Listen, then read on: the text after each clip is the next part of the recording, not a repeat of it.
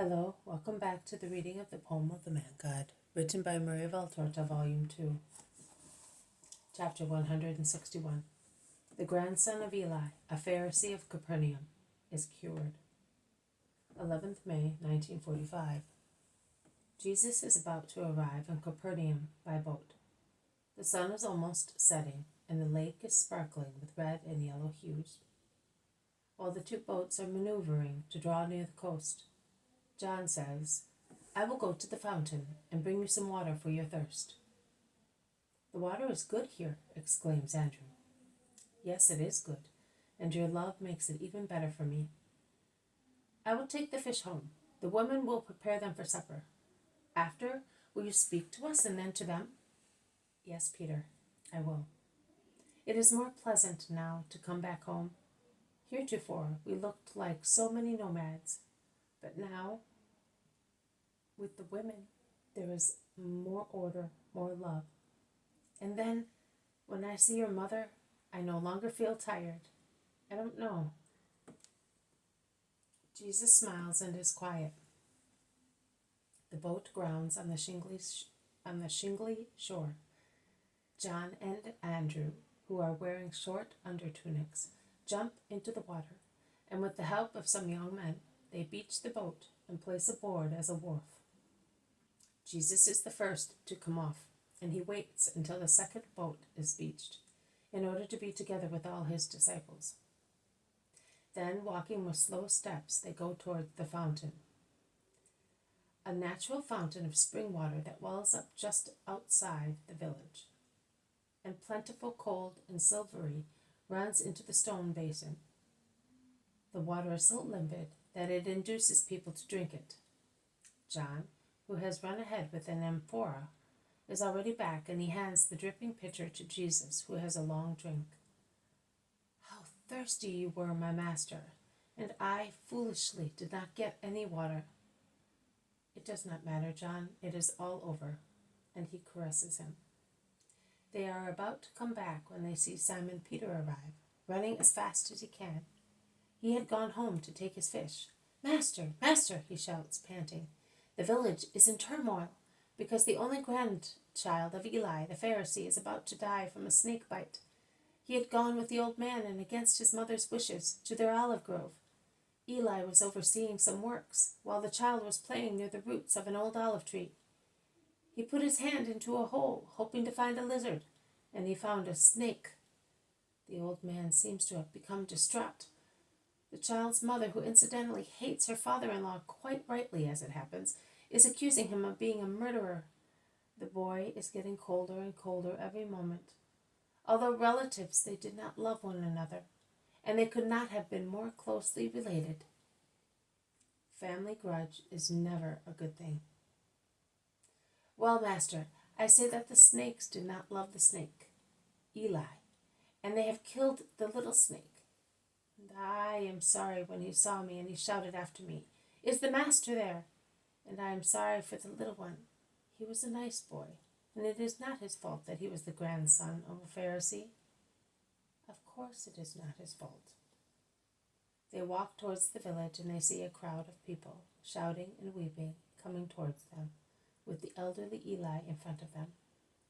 "He has found us! Let us go back." "Why?" "The old man is suffering."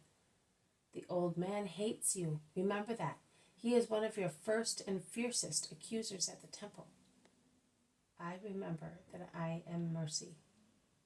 Old Eli, unkempt and upset, with untidy garments, runs towards Jesus, his arms outstretched, and drops at his feet, shouting, "Mercy, mercy, forgive me. Do not avenge yourself on an innocent boy for my harshness. You are the only one who can save him. God, your Father, has brought you here. I believe in you.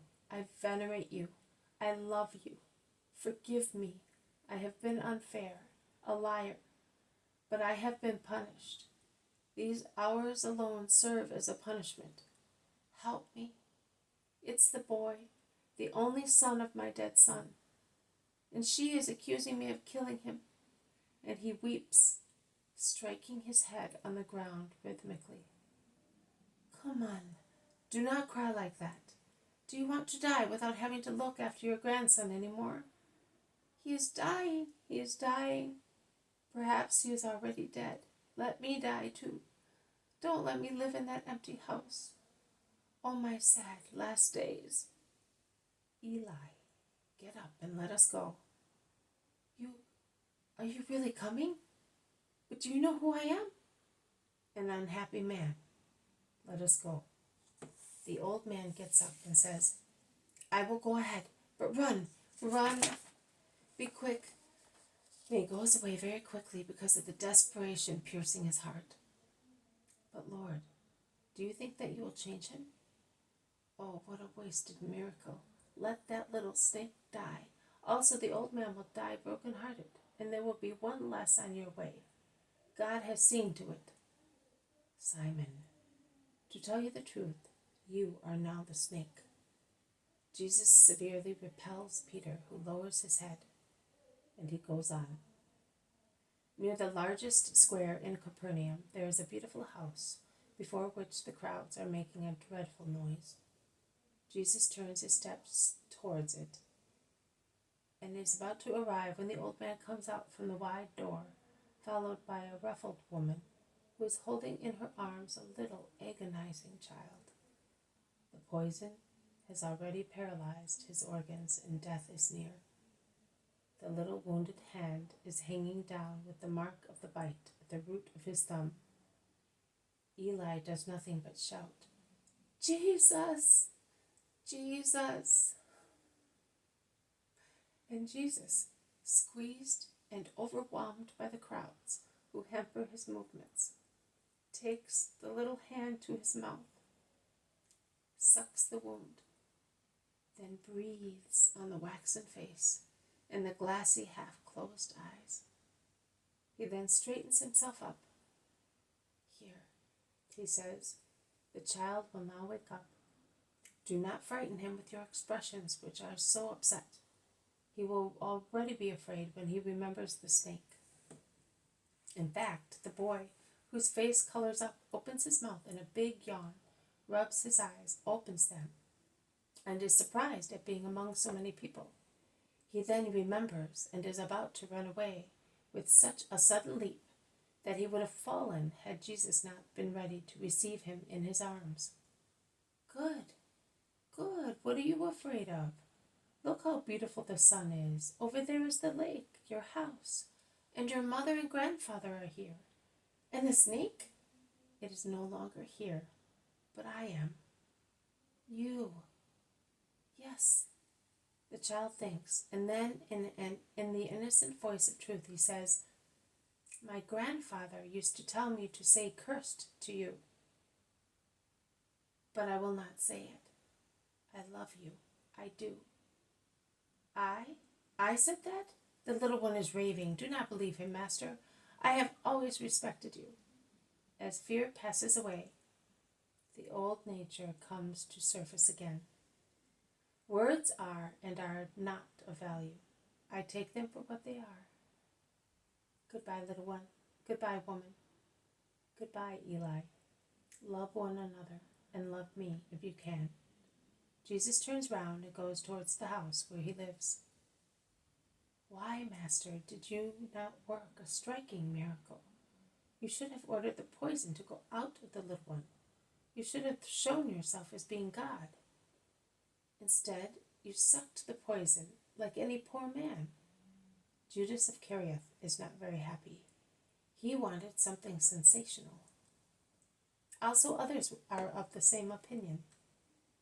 You should have crushed that enemy of yours with your power. You hurt him, eh? He became poisonous again at once. His poison is of no importance. But you must consider that if I had done what you wanted me to do, he would have said that I was helped by Beelzebub. His ruined soul can still acknowledge my power as a doctor, but no more.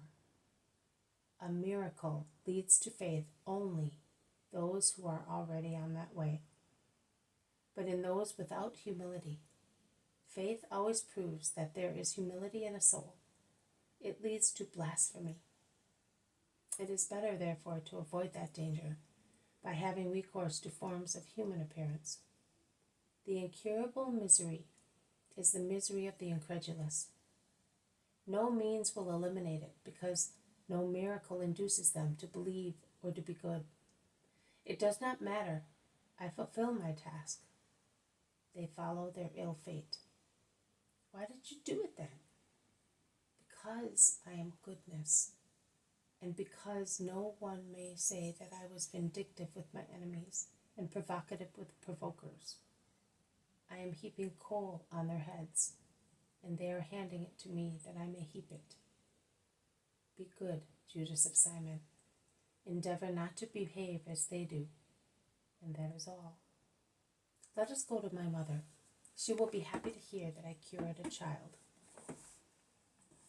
This has been a reading from the poem of the Man God, written by Maria Valtorta, Volume 2. Chapter 161. The grandson of Eli, a Pharisee of Capernaum, is cured. Thank you for listening. I will see you tomorrow. May God bless you, and may peace be with you.